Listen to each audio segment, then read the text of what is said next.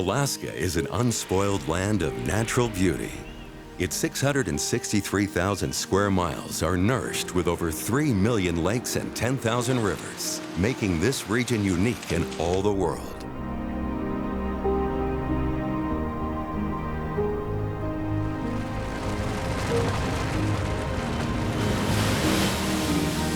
People who arrived in Alaska encountered a land, a terrain, a climate that they were very much unfamiliar with. It's beautiful being here, but it's clean. The air is so pristine. The water is so delicious. It's spectacular. The tundra in the fall is all of those colors in the New England fall, except they're at your feet. The remoteness made us all cling together in a tighter bond. We needed each other. The physical environment of Alaska shapes the character and molds the sort of citizen who comes to Alaska. Reaching far above America's 60th parallel and stretching so far west that it actually crosses into the east, today Alaska is attracting many to this enticing land of opportunity.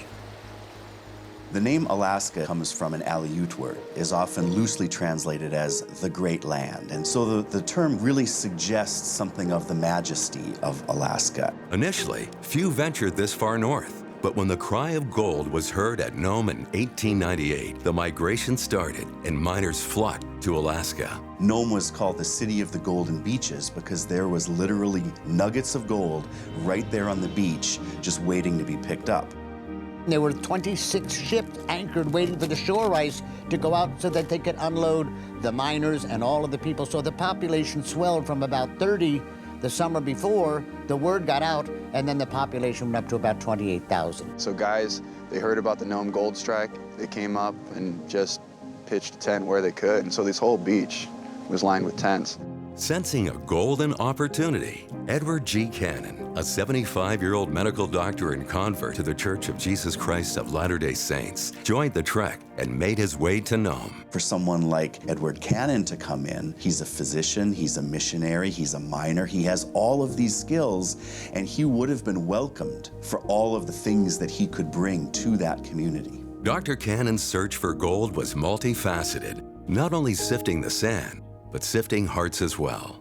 It was here in Nome that he found a pure nugget in the young Kedzie Noble Winnie, who in June of 1902 became the first known person baptized in Alaska into the Church of Jesus Christ of Latter-day Saints. Just the courage to step out into that water was wonderful. As he lived there the years that he did, the gold became less important and the gospel became more important in his life. Noble became a staunch believer and assisted Cannon in teaching others. Over 100 shivering spectators were present on September 10, 1910, to watch Nome's 86-year-old miner baptize the first woman in Alaska, Mrs. Nancy Anthony. Dr. Cannon subsequently fought for his life against a severe cold brought on by the chilling circumstances, and finally succumbed just shy of his 87th birthday.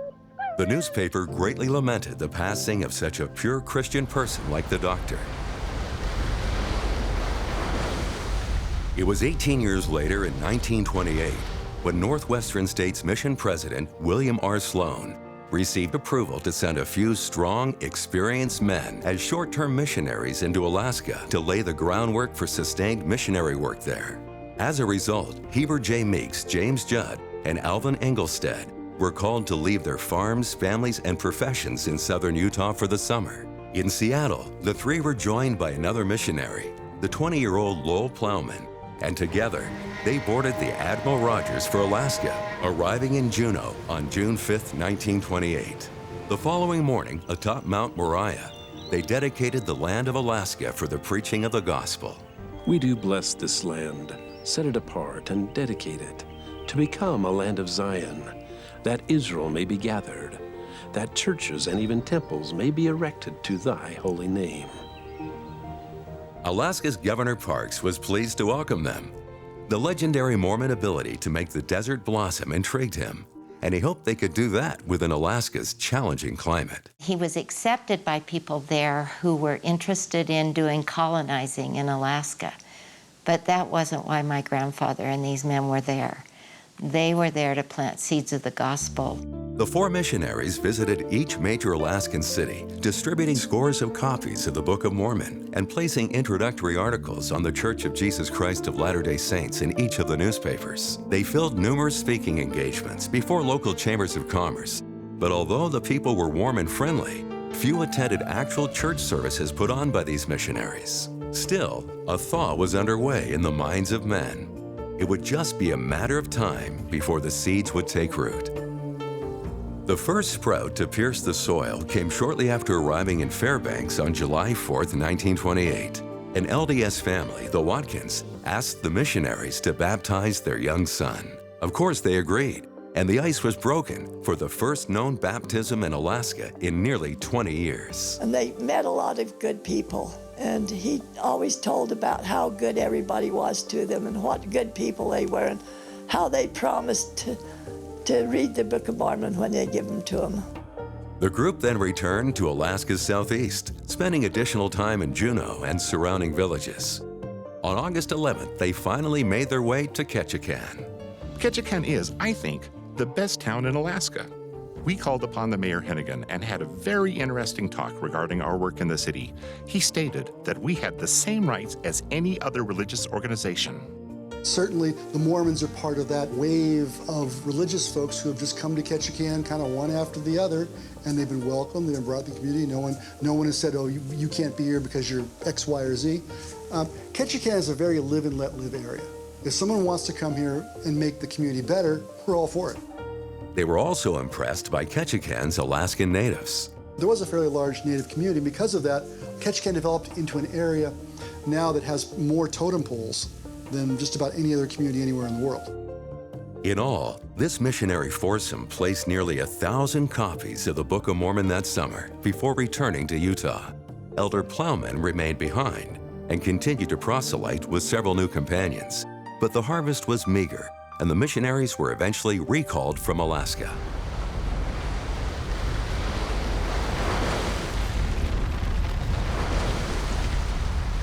In 1938, Preston Nibley, the new mission president, learned of several LDS families who had located to the Fairbanks area, but who were living without a church organization to support them. President Nibley organized them into an official branch of the church, the first in Alaska, and again began sending missionaries far north on a seasonal basis. There were members of the church here that many of them didn't even know all the rest of them were members of the church. Some of them were actually teaching Sunday school and other Christian churches because they didn't know there was an LDS church around. So they were teaching the doctrine of the New Testament with a LDS slant to it. In August of 1940, President Nibley sent the first pair of year-round missionaries, Elder Lauren Fallon and Elder Lester Hewlett, to assist with the branch in Fairbanks. LDS church members in Fairbanks stood out as exceptional individuals and people of prominence. Harry Aaron, for example, was the assistant district attorney for Alaska and later a Supreme Court judge. Dr. Murray Shields was a prominent professor at the University of Alaska and an avid athlete. And he saw these youth that were out kind of running the streets and causing problems and needed a place to go, and he began organized sports and sporting activities. And in that process, some of the boys he taught how to play sports with joined the church and ended up becoming stake presidents, leaders, judges, all sorts of massive influence with just one man trying to help the boys in the community. Brother Aaron and his wife Laurie helped introduce the Mutual Improvement Association for the youth in Fairbanks. But it wasn't just an activity for young LDS members. With Elder Hewlett's and Elder Fallon's frequent use of local newspapers and radio, over 130 local youth and adults were in attendance that first evening, and about half that number continued to participate in activities weekly. As favorable stories about the Mormons continued in the media, interest in the LDS faith increased. But it wasn't just hype. These young missionaries set a great example themselves. The two had a greater influence for the good of the communities than any other people I have known in my nearly 40 years of residence in this territory. We need people like yours to settle here, to give us spiritual balance. A lot of times the people will tell me, oh, your church is just wonderful. Your church is just wonderful. I really like the way they emphasize the family. They know the standards that we have. and they admire that. Not only have they vastly improved conditions in our branch, but because of their activities, all of the other sects are taking on new life and stirring the people up to a greater interest in religion. In Anchorage, the church also began to take root. What started as just a 4-member Sunday school in 1938, by 1941 had grown to 32 people meeting for Sunday school in Anchorage's Finn Hall. Additional church members were pouring into the city as part of the increasing military presence there. As a result, Anchorage's first LDS branch was finally organized in May 1941, with 27-year-old Joseph Tippett called as its first branch president. President Tippett gained notoriety 2 years later when he and 3 companions survived a deadly winter plane crash in the mountainous Alaskan wilderness. Their miraculous rescue 4 weeks later made headlines throughout the West. When the missionaries were again recalled in 1941 to assist in the war effort, Alaska had over 300 LDS members.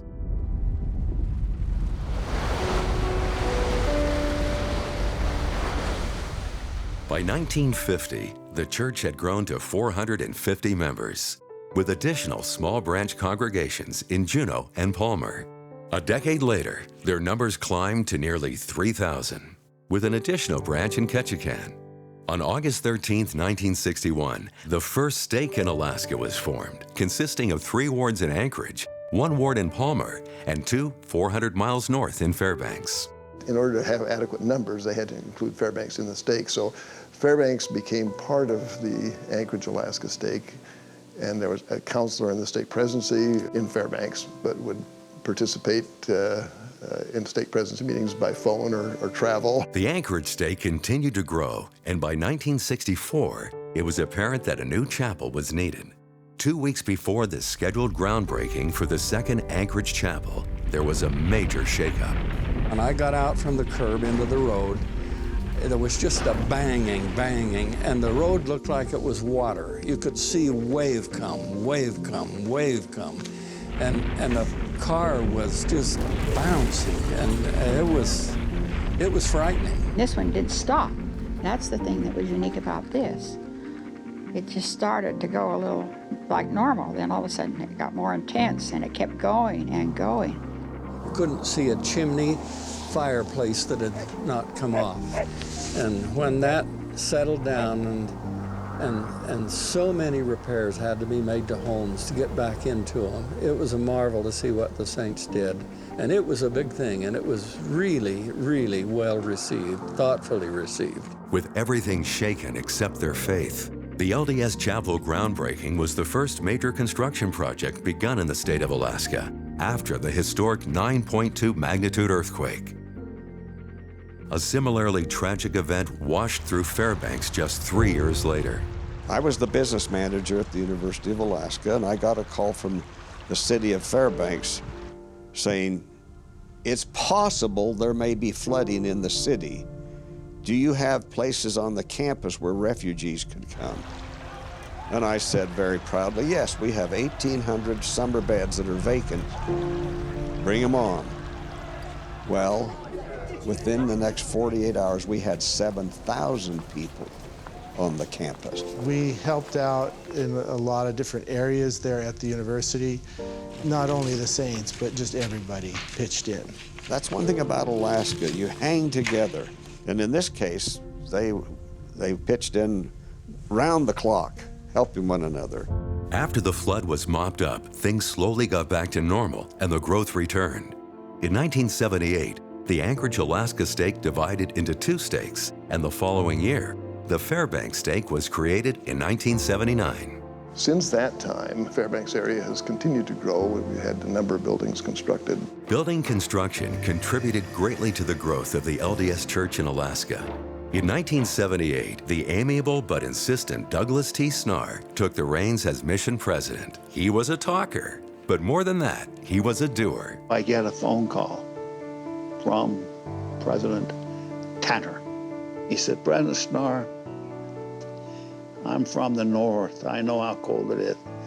Then he said, "President Snar, I ask you to melt the icebergs." When he was called to be a mission president, We were delighted because he's a very dynamic person, really a really smart guy, whom we had come to know. We have an opportunity in Alaska. We can establish ourselves as the church in Alaska, the #1 church in Alaska. If we move decisively now with heart and with muscle. He was a little different than anybody else I'd ever run into, and he wasn't willing to take no for an answer. If we could take and put a new building in these places, we'll be the shining light on the hill. And we'll be a somebody instead of just a little scrud running around in these meeting halls with cigarette butts on the floor and the stench of alcohol. In the more northern reaches, you have what's called permafrost, and that's ground that is frozen a foot or two down permanently. It never thaws. And if you build a building on it, the building is going to move, and it changes the historical environment of the site such that just casting a shadow of the building on the site changes how the soil is going to work. You build them out of logs, cedar logs, and you get 2 rows of cedar logs on the outside of the building with space in between those 2 rows. You can put insulation in between that. And that way, they stay toasty warm in the wintertime without much heating, and in the summertime, you don't even have to worry about it. They're just the perfect temperature at all times. And of course, I told him, well, why don't you submit a request for a building? He said, well, I can't because we've only got a handful of saints in the different places where I'd like to build the buildings. And the church policy is you have to have 100 people. So then they came to me, and they says, the members have got to put money in. That's the way it was in those days, blah, blah, blah. And I says, we're not going to put in 1 cent. We're going to build them ourselves. And I said, well, you're out of luck then. Well, that didn't mean a bit to him. He wasn't going to quit. Every single project he had was out of compliance with church requirements. They either didn't have enough money to build, or they didn't have enough members in attendance, or they didn't have enough of either. So Doug, one who wasn't always too observant of church policy, flew to Salt Lake City out of his mission to hand carry his request through the committees. The presiding bishopric and the brethren on the budget committee, which of course included President Kimball and his counselors, and so they got into it and decided, I guess it was okay to have an exception to policy. But the answer came back, yes, for 2 buildings. 1 in Seward and 1 in Haines, which is in that panhandle. He helped design a small chapel that could be parked in those little communities around the state, and that became a big factor. And his trip and his involvement in those small villages was the first by any mission president.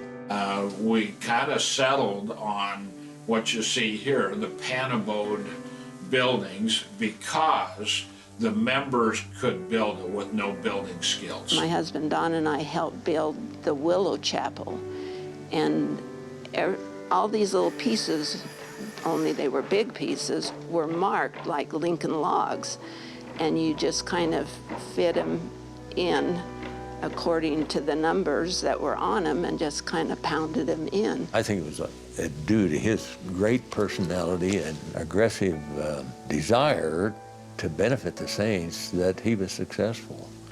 I don't think any other person could have done it. With nearly 24 new buildings being added during the 3 Doug Snar years, the Church of Jesus Christ of Latter-day Saints was fast becoming that light on a hill.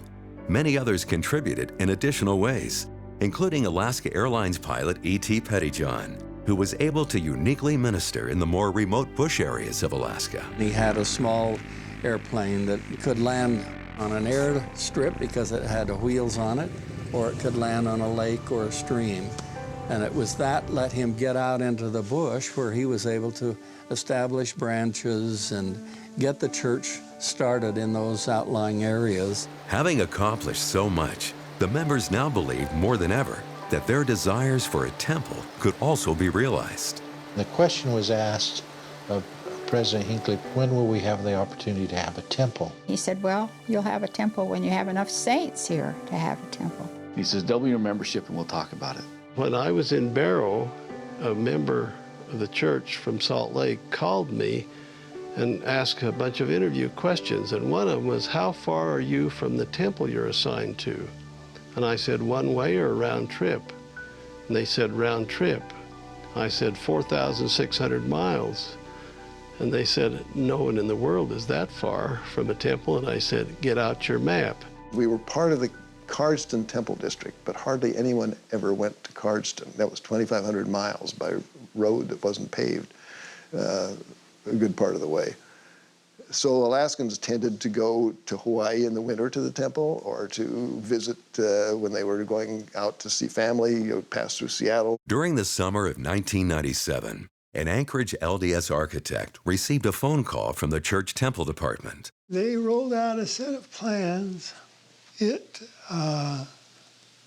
looked to me like a small temple. And they said, yeah, that's exactly what it is. And they would like it if I would help them put it into a set of working drawings. And I was supposed to do all this without telling anyone what was going on. There just weren't enough people in the church in Alaska to justify a temple. And that's why it was such a big surprise when President Hinckley just nonchalantly told us that we were going to have a temple. There are many areas of the church that are remote, where the membership is small and not likely to grow very much in the near future. We would construct small temples in some of these areas. We are planning such structures immediately in Anchorage, Alaska. There was just a spontaneous gasp. And the entire audience in Fairbanks jumped up and yelled, yeah, yeah. They stood up and shouted for joy when they announced it in the priesthood meeting. You can't imagine. It's just like giving us the world. I've never been in a meeting before where the brethren stood up and cheered. Having a temple here in Anchorage has really helped the people of Alaska to feel a part of the church. It also helps us as LDS understand our eternal value. And when we understand our eternal value, we treat people differently. Brought me closer to my Savior.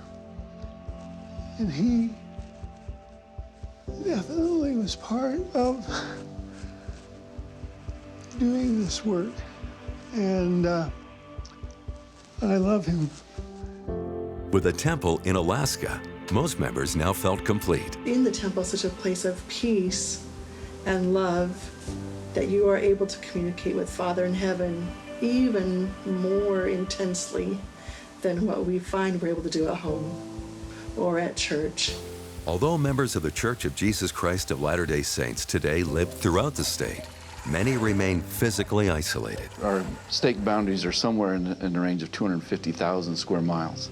And so virtually all of our communication, our travel, it's not uncommon for us to have people who'll travel 4 or 5 hours to get to and from church. In the many outlying areas, creativity has been at the heart of leadership. They realized, where 2 or 3 are gathered together in my name, there am I in the midst of them. And we have something called the Bush Branch. It consists of people who don't live in an organized part of the church, and they're just onesie-twosies throughout Alaska.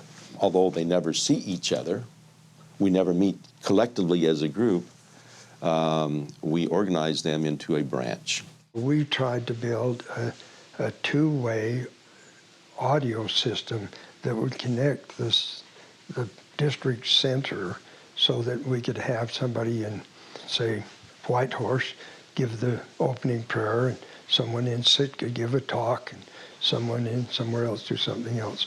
And so that's what we tried to do. In Anchorage and other Alaskan cities, Bush branches function today using teleconference communication. This is President Anderson, and this is the Bush Branch Sacrament meeting. Our first speaker will be Sister Alston, which is our Young Women President.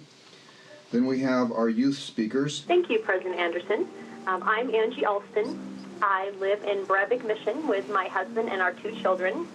I teach high school social studies and language arts, and we've been in the Bush Branch for 12 years. I bear testimony of the Savior Jesus Christ. I know that he lives.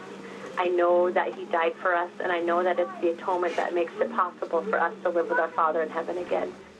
Good morning, brothers and sisters. This is Raven Perry, and the lesson I chose to talk about today is how can I be in the world but not of the world? It's a cold, dark place, and if you're here by yourself, it can be a lonely, lonely place. And so the warmth and the light of the gospel can really fill the gap in that cold, dark place. Some 34,000 Latter-day Saints currently reside within Alaska, making this the 5th most LDS populous state in the U.S. We have all the benefits of being LDS in a community that's not predominantly LDS, which I think is a good position to be in. But there is ice yet to thaw and work yet to do. I ask you to melt the icebergs. The Saints in Alaska are up to the challenge.